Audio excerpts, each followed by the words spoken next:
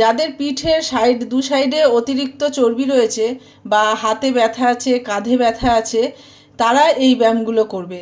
আর এটা সাধারণত যোগা বেল্ট দিয়ে করলে ভালো হয়, কিন্তু আমাদের মতো সাধারণ ঘরে যোগা বেল্ট লাগে না, যে কোনো ওড়না দিয়ে বা কাপড় দিয়েই অনায়াসে করা যেতে পারে।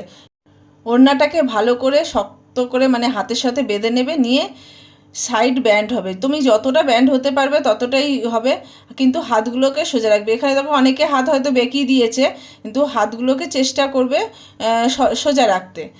আর হচ্ছে এইটা অনেকের এখন কাঁধে খুব ব্যথা হয়, মানে ঘাড়ের দুপাশে ব্যথা হয়, তারাও এই ব্যায়ামটা খুব অনায়াসে করতে পারবে। দেখো এটাও সেরকম সামনে নেবে, আবার পিছনে তুমি যতটা ব্যান্ড হতে পারবে। এটা একজন ভুল করছে, কিন্তু ওরকম করবে না, যে সোজাভাবে দাঁড়াবে, হাতটা পিছনে যতটা নিতে পারবে ততটাই নেবে, বডি পিছনে ব্যান্ড করবে না। আর এইটা হচ্ছে সব থেকে ভালো উপকার হচ্ছে, তুমি প্রথমে এক হাত ওপরে রাখবে, রেখে সাইড দিয়ে সামনে দিয়ে ঘোরাবে, ঘুরিয়ে আবার পিছন দিয়ে নিয়ে সামনে আসবে। এইটা করতে পারলে যাদের হাতে ব্যথা আছে তারা মানে খুব ভালো উপকার পাবে। হ্যাঁ, আর যাদের হচ্ছে সাইডে হাতে চর্বিটাও অনেক বেশি অতিরিক্ত আছে, তারাও এই ব্যায়ামটা করতে পারবে। সুতরাং বাড়িতে যদি ওড়না বা কাপড়, যে কোনো কাপড় থাকে, এটা নিয়ে শুরু করে দাও। আর প্রত্যেকটা সেট 20 বার করে, মানে 20 বার করে 4টে সেট করবে, 20 বার।